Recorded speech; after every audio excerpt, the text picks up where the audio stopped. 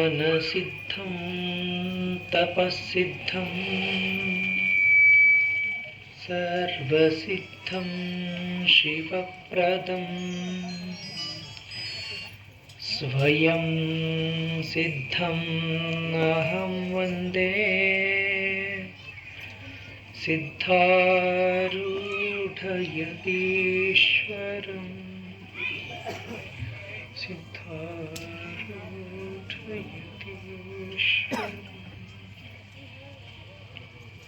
ಹೇತೆ ಗಿರಿಂ ಯತ್ಕೃಪಾತಮಹಂ ವಂದೇ ಪರಮಾನಂದ ಮಾಧವಂ.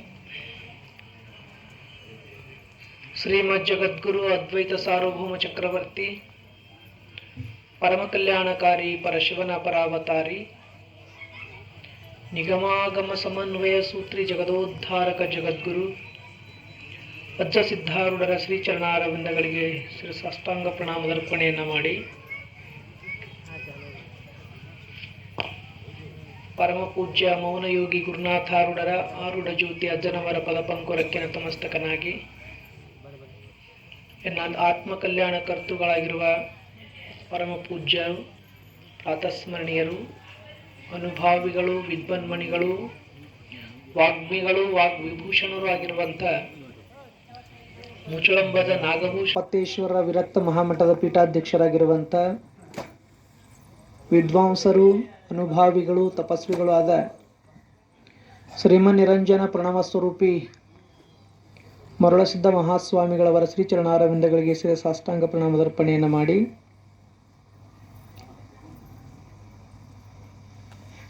ಪೂಜ್ಯರಾದ ಅನುಭಾವಿಗಳಾದ ಇದೀಗ ತಾನೇ ತಮ್ಮ ಅನುಭವವನ್ನು ನಿವೇದಿಸಿರುವಂಥ ಪೂಜ್ಯ ಗೋಪಾಲ ಶಾಸ್ತ್ರೀಜಿಯವರಲ್ಲಿಯೂ ನಿನ್ನೆಯ ದಿನ ಬಹಳ ವಿಶೇಷ ರೂಪದಿಂದ ಚಂಡಿಕಾ ಯಾಗವನ್ನು, ಚಂಡಿ ಹೋಮವನ್ನು ನೆರವೇರಿಸಿಕೊಟ್ಟಿರುವಂಥ ಅಕ್ಕಲಕೋಟ್ ತಾಲೂಕಿನ ತೀರ್ಥಕ್ಷೇತ್ರದ ಬಸವರಾಜ ಶಾಸ್ತ್ರಿಗಳು ಅವರಲ್ಲಿಯೂ ಅನಂತ ವಂದನೆಗಳನ್ನು ಆಚರಿಸಿ, ಪುಣ್ಯಾತ್ಮರೇ, ಪಾವನಾತ್ಮರೇ, ತಮ್ಮೆಲ್ಲರಲ್ಲಿಯೂ ಅನಂತ ಶರಣಾರ್ಥಿಗಳು.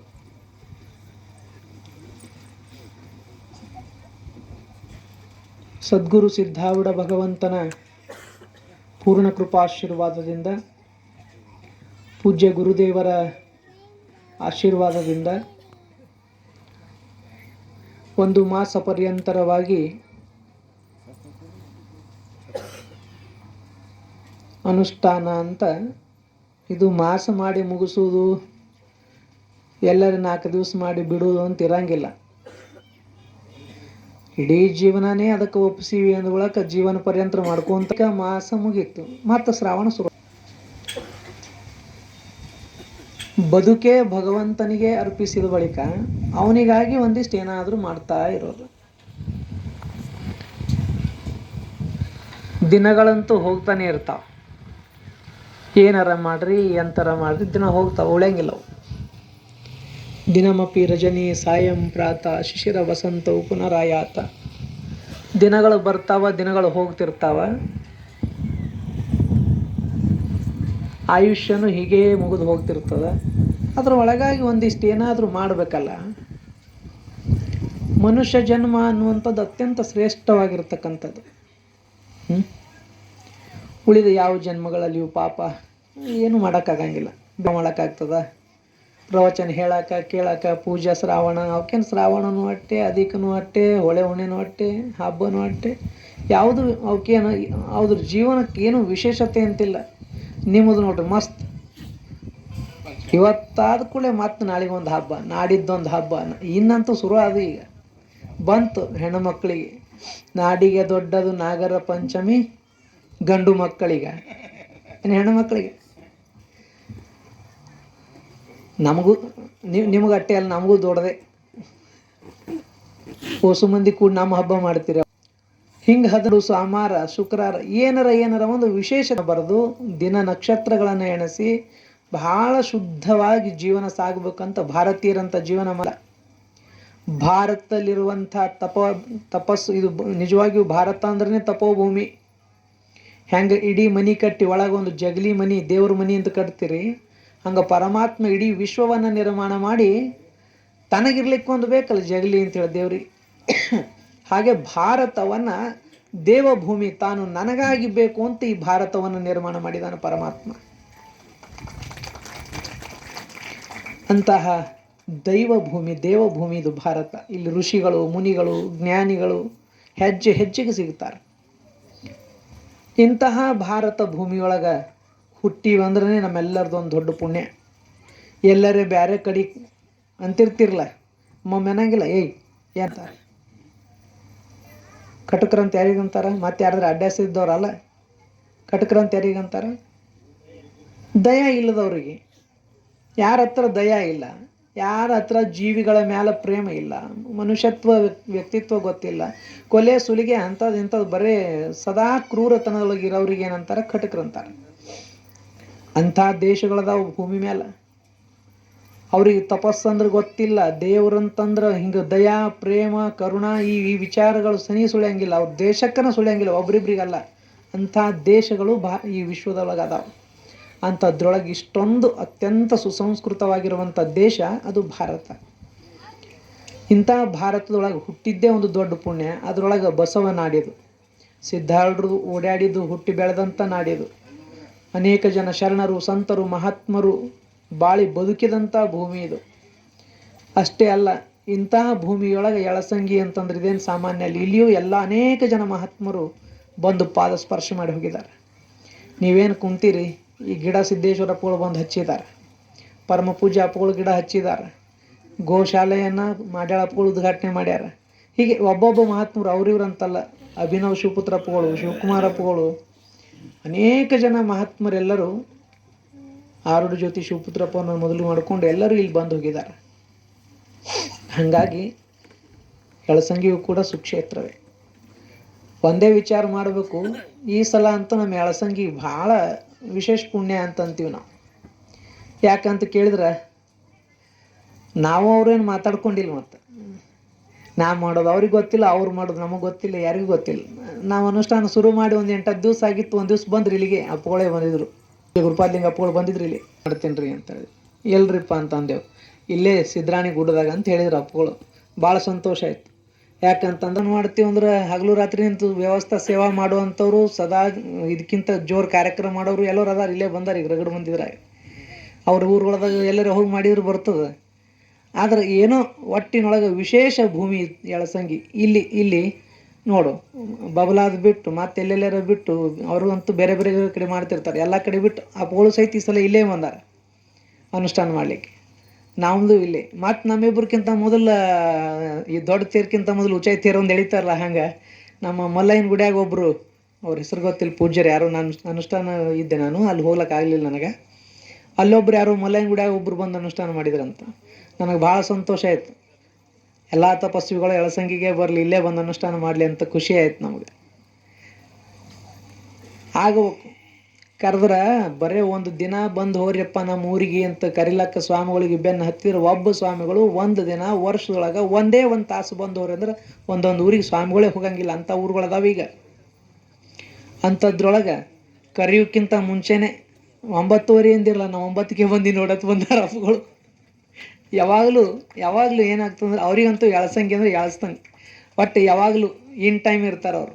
ಒಂದು ಸಲನೂ ಸಮಯ ವ್ಯತ್ಯಾಸ ಮಾಡಲಿಲ್ಲ. ಇನ್ನು ನಾವೆಲ್ಲರೂ ಟೈಮ್ ಬದಲಿ ಮಾಡ್ತೀವಿ. ಯಳಸಂಗಿಗೆ ಅಂದ್ರೆ ಮತ್ತು ಅವರು ಎಲ್ಲ ಕಡೆ ಮಾಡೋಂಗಿಲ್ಲ ಅಂತಲ್ಲ, ಬೇರೆ ಬೇರೆ ಕಡೆ ತಾಸುಗಟ್ಲೆ ಅಲ್ಲಿ ದಿನಗಟ್ಲೆ ತಡ ಮಾಡಿ ಹೋಗ್ತಿರ್ತಾರೆ. ಯಳಸಂಗಿಗೆ ಮಾತ್ರ ಸಮಯದ ಒಳಗಾಗಿನೇ ಏನೋ ಅದು ಎಳಿಸ್ತದೆ. ಕರು ಇದ್ದ ಕಡೆ ತಾಯಿಗೆ ಎಳಿಸ್ತಲ್ಲ ಹಂಗೆ.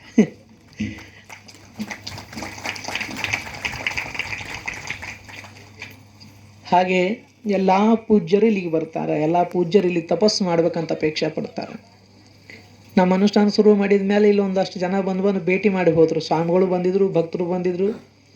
ಒಂದಿಷ್ಟು ರವಿಶಂಕರ್ ಗುರುಜಿ ಶಿಷ್ಯರ ಹುಡುಗರದಾರ ಸಾಧನ ಮಾಡೋರು. ಅವ್ರು ಬಂದಿದ್ರು. ಅವ್ರು ಹೇಳಿದರು, ಪೊರೆ ಇಲ್ಲಿ ನಾವು ಒಂದು 2 ದಿನ ಯಾವಾಗಾರ ಬಂದು ಇರ್ತೇವೆ ನೋಡ್ರಿ ಇದ್ರು ಅಪ್ಪೊರೆ ನಾವು ಇಲ್ಲಿ ಬಂದು ಯಾವಾಗಾರ ಒಂದು 4 ದಿವಸ 2 ದಿವಸ ಇರ್ತೇವೆ ನೋಡ್ರಿ, ನಮ್ಗೆ ಅವಕಾಶ ಕೊಡ್ಬೇಕು, ಬಂದಿರ್ರಿಪ್ಪ ವ್ಯವಸ್ಥೆ ಮಾಡ್ತೀವಿ ಅಂತಂದೇವು. ಅದ್ರಾಗ ಇದು ಏನು ಮಾಡಿ ಗುಂಡಾಣಿ ಅಂತಿದ್ರು, ನಿಂಗೆ ಗೊತ್ತಿಲ್ಲ, ನೀ ಕಲಬುರಗಿ ಹೋಗಿ ಭಾಳ ದಿವಸ ಆಗ್ಯದ. ಅದು ಹೋಗಿ ಇವತ್ತು ಸಿದ್ಧಗಿರಿ ತಪೋವನ ಆಗ್ಯದ. ಸಿದ್ಧಾರೂಢರ ಹೆಸರು ಸಿದ್ಧಗಿರಿ. ಅವ್ರ ಹೆಸರಿಂದನೇ ಸಿದ್ಧ ಅಂದ್ರೆ ಸಾಕು. ಬರೇ ಸಿದ್ಧಾರೂಢರು ಅಷ್ಟೇ ಅಲ್ಲ, ಸಿದ್ಧರು ಯಾರ್ಯಾರೋ ಎಲ್ಲರಿಗೂ ಇದು ಸಿದ್ಧಗಿರಿ. ಸಿದ್ಧಲಿಂಗೇಶ್ವರ ಬಂತು, ಸಿದ್ಧಾರೂಢರು ಬಂತು, ಸಿದ್ದೇಶ್ವರ ಬಂತು, ಜ್ಞಾನಯೋಗಿ ಸಿದ್ದೇಶ್ವರ ಅಪ್ಪಗಳು ಬಂದರು. ಇವರೆಲ್ಲರೂ ಸಿದ್ಧರೇ. ಆ ಕಡೆ ಕೂತಾರಲ್ಲ ಮರಳು ಸಿದ್ಧರು, ಅಪ್ಪಗಳು ತಪಸ್ಸಿದ್ಧರು, ಜ್ಞಾನ ಸಿದ್ಧರು ಎಲ್ಲ. ಹಾಗೆ ಸಿದ್ಧಿಯನ್ನು ಪಡೆದಂಥ ಮಹಾತ್ಮರೆಲ್ಲರ ಬರುವಿಕೆಗೆ ಕಾದು ಕೂತಿರುವಂಥ ಈ ತಪೋವನ ಅವರೆಲ್ಲರ ಪಾದಸ್ಪರ್ಶದಿಂದ ಇವತ್ತು ಬಹುತೇಕ ಪವಿತ್ರ ಆಗ್ಯದ. ಹಾಗಂತ ತಿಳ್ಕೊಂಡ ನಮಗೂ ಬೇರೆ ಕಡೆ ಎಲ್ಲರೂ ಹೋಗೋಕ್ಕಿಂತ ಇದೇನು ಮೊದಲು ಅನುಷ್ಠಾನ ಮಾಡಾಗ ಏನೂ ಇದ್ದಿಲ್ಲ, ದೇವರಿಲ್ಲ. ಇವತ್ತಿಗೂ ನಾವು ಯಾವುದೂ ಗುಡಿ ಕಟ್ಟಿಲ್ಲ, ಇಲ್ಲಿ ಏನೂ ದೇವರ ಇಟ್ಟಿಲ್ಲ. ಅಜ್ಜ ಕರ್ಕೊಂಡ್ಬರ್ತೀವಿ ಮತ್ತು 5 ಮಠಕ್ಕೆ ಕರ್ಕೊಂಡು ಹೋಗ್ತೀವಿ ಅಷ್ಟೇ. ಆದರೂ ಇದೊಂದು ಕ್ಷೇತ್ರದೊಳಗೆ ಗೊತ್ತಿಲ್ಲ, ಯಾರಿಗೂ ಮಾಹಿತಿ ಇರಂಗಿಲ್ಲ. ಒಂದೊಂದು ಪ್ರಾಕೃತಿಕವಾಗಿ ಏನೋ ಇರ್ತದೆ, ಅಡಕವಾಗಿರ್ತದೆ, ಗೌಪ್ಯ ಇರ್ತದೆ. ಈ ಭೂಮಿಯೊಳಗೆ ಒಂದೇನೋ ತಾಕತ್ತದ. ಈ ಭೂಮಿ ಅನಂತ ಅಂದ್ರೆ ಭೂಮಿ ಹುಟ್ಟದಾಗಿನಿಂದ ಇಲ್ಲಿ ತನಕ ಇದು ಅತ್ಯಂತ ಪರಿಶುದ್ಧವಾದ ಭೂಮಿ ಅದ. ಇದು ಹಿಂದೆ ಯಾರೋ ಇರ್ಬೇಕು ಅಂತ ಒಂದು ಪವಿತ್ರ ಕ್ಷೇತ್ರ ಅದ ಇದು. ಕಾರಣ ನಾನು ಹೇಳುವಂಥ ಮಾತಲ್ಲ, ಅನೇಕ ಜನ ಬಂದವರು ಇಲ್ಲಿ ಮೊದಲು ಏನಾರ ಇತ್ತೇನ್ರಿ, ಗೋವುಗಳಿಂದ ಪವಿತ್ರ, ಹೀಗೆ ಅನೇಕ ಕಾರಣಗಳಿಂದ, ತಪಸ್ಸು ಅನುಷ್ಠಾನಗಳಿಂದ ಪವಿತ್ರ, ಹೀಗೆ ಅನೇಕ ಕಾರಣಗಳಿಂದ ಈ ಕ್ಷೇತ್ರ ಪವಿತ್ರ ಆಗ್ಯದ, ಶುದ್ಧ ಆಗ್ಯದ. ಯಾರೇ ಬಂದು ಒಂದು 10 ನಿಮಿಷ ಕುಂತರು, ಟೆನ್ಷನ್ದಾಗ ಬಂದವನು ಬಂದು ಕುಂತ ಅಂತಂದ್ರೆ ನಿಶ್ಚಿಂತಾಗಿ ಹೋಗ್ತಾನೆ, ಮನಸ್ಸು ನಿರ್ಮಲ ಆಗ್ತದೆ. ಒಬ್ಬ ಹೇಳ್ತಿದ್ದು ನನಗೆ, ಫೋನ್ ಹಚ್ಚಿ ಹೇಳ್ದವ, ನಾ ಖರೆ ಸಾಯ್ಬೇಕತ್ ನಿರ್ಣಯ ಮಾಡಿದ್ದರಿಪ್ಪ, ಸುಮ್ಮನೆ ಆ ಕಡೆ ಹೋದ್ರೆ ಆಯ್ತಂತ ಒಂದು 10 ನಿಮಿಷ ಕುಂಡ್ರಬೇಕು ಹೋಗಿ ಗುಡ್ಡದಾಗ ಅಂತ ಗುಡ್ಡಕ್ಕೆ ಹೋಗಿ ಕುಂತಿದ್ದೆ. ಅಲ್ಲಿ ಗುಡ್ದಾಗ ಹೋಗಿ ಕುಂತ ಬಳಕ ಪೂರ್ತಿ ಮನಸ್ಸು ಬದಲಾಯಿತು, ನನಗೆ ಅತ್ಯಂತ ಆನಂದ ಆಯಿತು. ಹೊಳ್ಳಿ ವಾಪಸ್ ಬಂದು ನೋಡ್ರಿ ಅಂತ ಹೇಳಿದ್ರು. ಏನೂ ಇಲ್ಲಿ ಖರೆ, ಇಲ್ಲೇನು ದೇವರಿಲ್ಲ, ಗುಡಿ ಇಲ್ಲ, ಮತ್ತೊಂದಿಲ್ಲ. ಆದರೂ ಈ ಜಾಗದಾಗ ಒಂದೇನೋ ಮಾನಸಿಕ ತನಾವ ಅಂತಾರೆ, ಟೆನ್ಷನ್ದೊಳಗೆ ಬಂದವನು ಟೆನ್ಷನ್ ಕಳೆಯುವಂಥ ತಾಕತ್ತು ಈ ಭೂಮಿಗೆ ಬಂದದ, ಒಂಥರ ಏನೋ ವಿಶೇಷ. ಇಂತಹ ಪವಿತ್ರವಾದಂಥ ಕ್ಷೇತ್ರದೊಳಗೆ ಇದು ಬಹುತೇಕ 4ನೇ ಅನುಷ್ಠಾನ. ಇಲ್ಲಿ ಮೊದಲು 21 ದಿವಸ, ಆಮೇಲೆ 1 ತಿಂಗಳು, ಹೋದ ಸಲ 48 ದಿವಸ, ಇದು ಮತ್ತೊಂದು ತಿಂಗಳಾಯಿತು. 4ನೇ ಅನುಷ್ಠಾನ ಇಲ್ಲೇ ಇರಲಿ. ಈ ತಪಸ್ಸು ಮಾಡೋದು ಹೇಳಿದ್ರು ನಮ್ಮ ಗೋಪಾಲ ಶಾಸ್ತ್ರಿಗಳು, ಅದು ಅಂತ ನಿರ್ಣಯ ಇರ್ತದ, ಅವರು ತಪಸ್ಸು ಮಾಡಬೇಕು. ಸಂಸಾರದಾಗೆಲ್ಲ ಯಾರಿಗೆ ತಾಪಿಲ್ಲ ಹೇಳ್ರಿ, ಏನು ಭಾಳ ಎಲ್ಲರೂ ಭಾಳ ಅಗ್ದಿ ಖುಷಿದಾಗಿದ್ರಿ. ಸಂಸಾರ ಅಂದರೆ ತಾಪದಲ್ಲಿ ಸಂಸಾರ ಕೂಪದಲ್ಲಿ ಅಂದ ಸರ್ವಜ್ಞ. ಸಂಸಾರದ ಬಾವಿ ಹೆಂಗದ, ತಾಪುದ್ದದ ಅಂತಿದ್ದು, ಸುಖದ್ದಲ್ಲ, ದುಃಖ ಸಾಗರನೇ ಅದ ಇದು. ಇಂತಹ ಸಂಸಾರ ಅಂತಂದ್ರೆ ಎಲ್ಲಿ ಹೆಂಡ್ರು ಮಕ್ಕಳು ಇದ್ದವ್ರು ಅಷ್ಟೇ ಅಲ್ಲ, ಈ ಪ್ರಪಂಚಕ್ಕನೇ ಒಂದು ಸಂಸಾರ ಅಂತ ಕರೆದಾರ. ಇಲ್ಲಿ ಬಂದ ಬಳಿಕ ಇಲ್ಲಿ ಯಾರು ಬಂದರೂ ತಾಪ ಆಗೋದೆ. ಯಾಕೆ, ಇದಕ್ಕೆ ದುಃಖಾಲಯ ಅಂತ ಇನ್ನೊಂದು ಬೋರ್ಡ್ ಅದ ಇದಕ್ಕೆ. ಇಲ್ಲಿ ಬಂದ ಬಳಿಕ ದುಃಖ ಆಗಬಾರದು ಅಂತ ನಿರ್ಣಯ ಇತ್ತು ಅಂತಂದ್ರೆ ಒಂದಿಷ್ಟು ತಪಸ್ಸ ಮಾಡಬೇಕು. ತಾಪ ಆಗಬಾರ್ದು ಅಂದ್ರೆ ತಪ ಮಾಡಬೇಕು. ಯಾರು ತಪಸ್ಸು ಮಾಡ್ತೀರಿ ಅವ್ರ ತಾಪ ಕಡಿಮೆ ಆಗ್ತದೆ. ಜೀವನದೊಳಗೆ ಪತನ ಆಗಬಾರದು ಅಂತಂದ್ರೂ ತಪಸ್ಸು ಮಾಡಬೇಕು. ತಪಸ್ಸು ಮಾಡೋದು ಅಂದ್ರೆ ನೀವು ಎಲ್ಲ ಮತ್ತು ತಿಂಗಳಗಟ್ಟಲೆ ಮೌನ ಇರೋದು, ಉಪವಾಸ ಇರೋದು, ಇದೇ ತಪಸ್ಸು ಅಂತಲ್ಲ. ಪ್ರತಿನಿತ್ಯ ನಿಮ್ಮ ಮನೆಯೊಳಗೆ ಚರಿತ್ರೆ ಪಾರಾಯಣ ಮಾಡ್ರಿ, ಜಪ ಮಾಡ್ರಿ, ಭಗವದ್ಗೀತಾ ಪಾರಾಯಣ ಮಾಡ್ರಿ, ಹನುಮಾನ್ ಚಾಲೀಸ ಪಠಣ ಮಾಡ್ರಿ. ಏನಾದರೂ ಒಂದಿಷ್ಟು ದೇವರನ್ನ ಸ್ಮರಣ ಮಾಡುವಂಥ ಸಮಯ ಕಳಿಬೇಕು. ಪ್ರಪಂಚಕ್ಕಾಗಿ 24 ಗಂಟೆ ಕಳಿತೀವಿ, ಪರಮಾತ್ಮನಿಗಾಗಿ ಅದರೊಳಗೆ ಒಂದಿಷ್ಟು ಸಮಯ ಅವಶ್ಯವಾಗಿ ತೆಗೆದಿಡಲೇಬೇಕು. ಮನುಷ್ಯರಾಗಿ ಬಂದು ಬಳಿಕ ಅಂದಾಗ ಮಾತ್ರ ಜೀವನದೊಳಗೆ ಪರಿವರ್ತನೆ ಆಗ್ತೀವಿ, ಬದಲಾವಣೆ ಆಗ್ತದೆ, ಅಂತಃಕರಣ ಶಾಂತ ಆಗ್ತದೆ. ಅಂತಹ ತಪಸ್ಸಿನ ಕುರಿತು ಎಲ್ಲ ತಪಸ್ವಿಗಳು ಮಾತಾಡೋರಿದ್ದಾರೆ. ಈ 1 ತಿಂಗಳ ಕಾಲ ಭಾಳ ಹೇಳ್ತಾ ಹೋದ್ರೆ ಸಮಯ ಹೆಚ್ಚಾಗ್ತದೆ. ಒಟ್ಟಿನಲ್ಲಿ ಮನುಷ್ಯ ಜನ್ಮಕ್ಕೆ ಬಂದೀವಿ ಅಂತಂದ್ರೆ ಪರಮಾತ್ಮನ ಕೃಪೆ ಪಡೆಯೋದು, ನಾನಾರು ಅಂತ ತಿಳಿಯೋದು, ಎಲ್ಲಕ್ಕಿಂತಲೂ ಮುಖ್ಯವಾದದ್ದದ. ನಮ್ಮನ್ನು ನಾವು ಅರಿಬೇಕಾಗಿತ್ತು ಅಂದ್ರೆ ಒಂದಿಷ್ಟು ಅಧ್ಯಯನ ಮಾಡಬೇಕು, ಶ್ರವಣ ಮಾಡಬೇಕು, ಆ ಬಳಿಕ ಅದೊಂದಿಷ್ಟು ಮನನ ಮಾಡಬೇಕು. ಶ್ರವಣ ಮನನ ನಿಧಿಧ್ಯಾಸನ ಮಾಡಿದಾಗಲೇ ಸಾಧ್ಯ ಆಗ್ತದೆ. ಹಾಗೆ ಪರಂಪರೆ ಅದು ಇದು ಅವರು ಇವರು ಅಂತ ಹಿಂಗೆ ಯಾರೆಲ್ಲರ ಏನಾರ ಹೇಳೋದಲ್ಲ. ಯಾವುದೇ ಇರಲಿ, ಯಾವ ಪರಂಪರೆ ಇರಲಿ, ಏನೇ ಇರಲಿ, ಒಂದಷ್ಟು ಮಾಡಬೇಕು, ಮೌನ ಇರಬೇಕು. ಒಂದು ದಿವಸ ಪೂರ್ಣ ಮೌನ ಆಗೋದದ ಇಲ್ರಿ. ಮೌನಿದ್ದು ರೂಢಿ ಹಾಕೋಬೇಕು, ಶಾಂತಿದ್ದು ರೂಢಿ ಹಾಕೋಬೇಕು. ವಸ್ತುಗಳಿಲ್ಲದೆ ಬದುಕಿ ನೋಡಬೇಕು, ವ್ಯಕ್ತಿಗಳಿಲ್ಲದೆ ಬದುಕಿ ನೋಡಬೇಕು. ಎಲ್ಲವನ್ನು ಬಿಟ್ಟು ಇರಲಿಕ್ಕೂ ಒಂದಿಷ್ಟು ಇರಬೇಕು. ಎಲ್ಲವನ್ನು ಬಿಟ್ಟು ಯಾವಾಗ ಇರ್ತೀರಿ ಆವಾಗ ಮಾತ್ರ ನಿಮ್ಮ ಜೊತೆ ನೀವು ಇರ್ತೀರಿ. ನಾವೆಲ್ಲರೂ ಎಲ್ಲರ ಜೊತೆ ಸಮಯ ಕಳಿತೀವಿ, ಎಲ್ಲರಿಗಾಗಿ ಸಮಯ ಕೊಡ್ತೀವಿ. ನಮಗಾಗಿ ನಾವು ಸಮಯ ಕೊಟ್ಕೊಂಡಿವೇನೋ ಅಂತ ಕೇಳಿ ನೋಡ್ರಿ ನಿಮ್ಮ ಮನಸ್ಸಿಗೆ ನೀವು. ನಿಮಗೆ ನೀವೇ ಪರಿಚಯ ಇಲ್ಲ. ಜಗತ್ತಿನ ಪರಿಚಯ ಎಲ್ಲ ನಮಗದ, ನಮ್ಮ ಪರಿಚಯ ನಮಗಿಲ್ಲ. ನಮ್ಮ ಪರಿಚಯ ನಮಗಾಗಬೇಕಾಗಿತ್ತಂದ್ರೆ ನಮಗಾಗಿಯೂ ನಾವು ಒಂದಿಷ್ಟು ಸಮಯ ಕೊಟ್ಕೋಬೇಕು. ನಮ್ಮ ಜೊತೆಗೆ ನಾವಿರೋ ರೂಢಿ ಮಾಡ್ಕೋಬೇಕು. ಎಲ್ಲರ ಜೊತೆಗೆ ಇರ್ತೀವಿ, ನಮ್ಮ ಜೊತೆಗೆ ನಾವು ಯಾವಾಗಿರೋದು ಮಾತು ಮಜಾ ಅನ್ನಿಸ್ತಾವ. ಆದ್ರೆ ನಮ್ಮ ಜೊತೆಗೆ ನಾವು ಇರುವಂಥದ್ದನ್ನು ರೂಢಿ ಮಾಡ್ಕೋಬೇಕು. ಬಿಟ್ರೆ ಪರಮಾತ್ಮನ ಜೊತೆಗೆ ಇರಕ್ಕೆ ಒಂದಿಷ್ಟು ಕಲಿಬೇಕು. ಹಾಗಾದಾಗ ಮಾತ್ರ ಮನುಷ್ಯ ಜನ್ಮದ ಸಾರ್ಥಕತೆ ಆಗ್ತದೆ.